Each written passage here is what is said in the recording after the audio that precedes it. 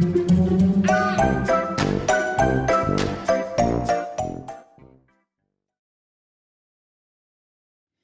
guys, Sandy here, and welcome to another video for Brutus Monroe.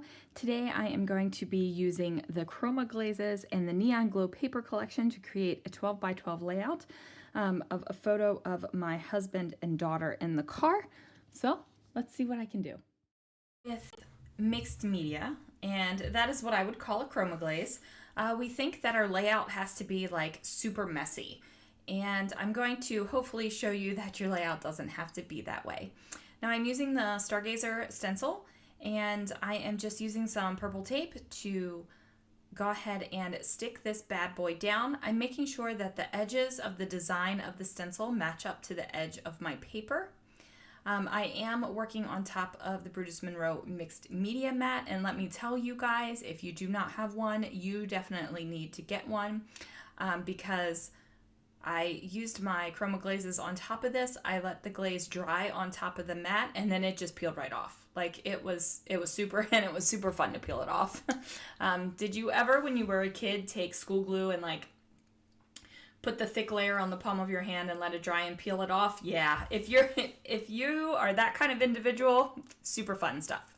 So I'm using the Chroma Glaze right here, and I was careful to get some of it out of the lid. And then I'm just using a palette knife, spatula type deal to just smooth it out over top of the stencil. Now I am moving my stencil around.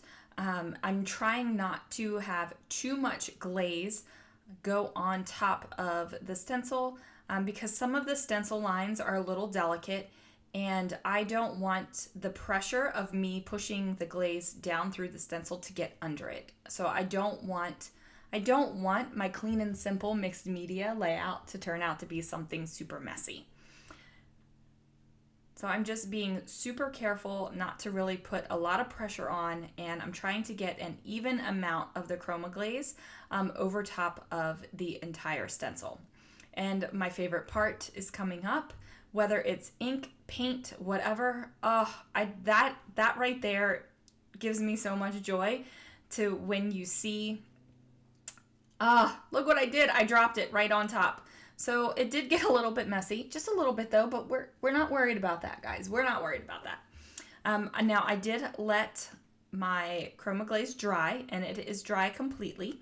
And now I'm just lining up the stencil with the edge of the Chroma Glaze from that I stenciled before and the edge of my paper. And we're just going to put that down there and do the same exact thing. I'm going to take the Chroma Glaze. I'm going to be careful not to smush it down into the stencil too hard. I'm definitely using a more of a delicate touch because, like I said, guys, there are some delicate parts of this stencil. Some of those lines are super thin, and I don't want to move them around so much that I just make a mess. I've already made a tiny little bit of a mess when I dropped the stencil on my project, so I definitely don't want a huge mess when I am actually stenciling. And I do have to say, like, turn your project around, move it around, do what you have to do so that you can get a good angle for good coverage. Like if I had this stencil just straight as a square in front of me, I would never get the good coverage that I did because it's almost impossible. You got to make it work for you, people. Have to make it work for you. So I do wipe off my palette knife, and I put the lid on top of my Chroma Glaze just because I want to prolong them both for as long as possible. So there we go. I did the same thing with the neon red Chroma Glaze, and I figured you guys didn't need to watch me do that. Spoiler alert, I did not spill or drop the stencil. Listen to this. I did not spill or drop the stencil on the red one. So I am going to trim down this white cardstock so that I have a black border with my 12 by 12 sheet of cardstock. I lately have been loving putting a black border around my layouts. I just feel like it kind of contains the layout. The design isn't like floating off into space. So I'm just loving it these days. So that's what I'm doing. Many of my layouts have that. Now, this Neon Glow paper pack is a 6x6 paper pack, and my photo is a 4x6 photo. So I just trimmed down the photo ever so slightly so that I'll be able to mat it. Now I'm also going to mat my stencils onto black cardstock, and I just line it up, and I'm going to trim it down as well.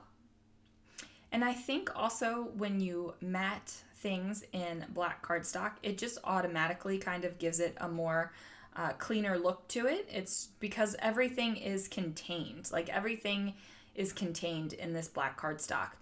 So the mixed media isn't going off the page. It's not going into the background. It is definitely right here and contained. I do add a little bit of glue so that I can overlap them. And I just overlap where I think it looks good. There's no rhyme or reason to it other than I think it looks good.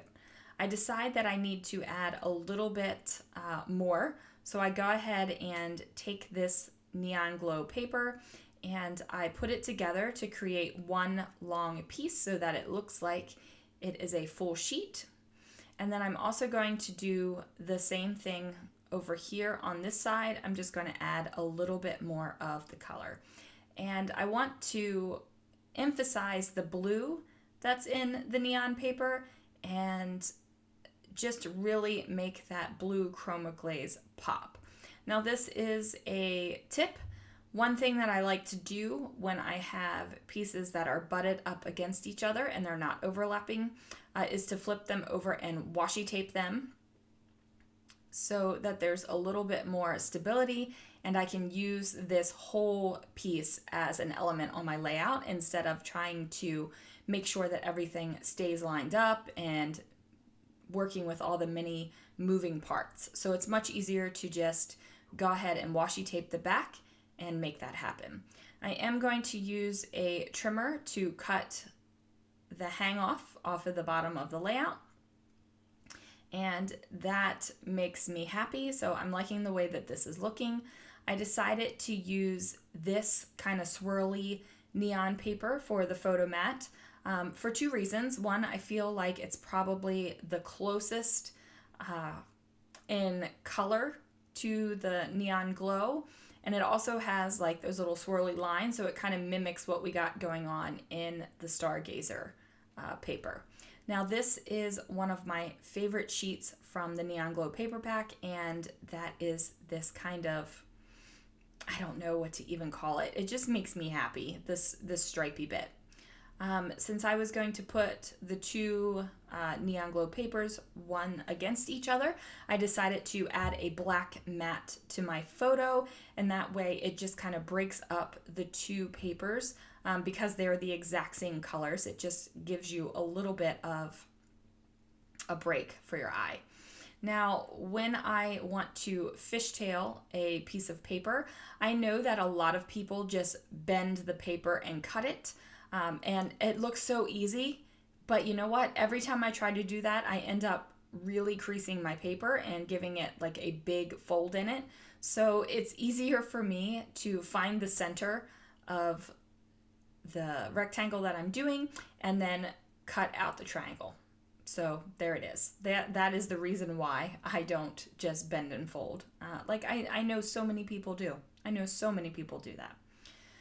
So I'm trying to make a decision here whether I like you being able to see the Chroma Glaze on the other side of that paper or not. And ultimately I decide that I do like you being able to see the Chroma Glaze. Now I'm just adding a little bit more adhesive just to make sure everything sticks down great. So I'm thinking, yes, I have this mixed media layout. I have used Chroma Glazes, I have used stencils, and it still looks really clean and simple. So I decided that I needed to figure out what my title was going to be. So I have this hello die. I was thinking about bringing in another stencil, but ultimately I did not. But I do cut out the hello die from some fun foam. And I did that because it already has the adhesive on the back of it, and I don't have to worry about, you know, what kind of adhesive or glue I'm going to use on the back of it. Now this Hello die is an older Brutus Monroe die. I don't think it's available anymore, but if you have it in your stash, it would be perfect.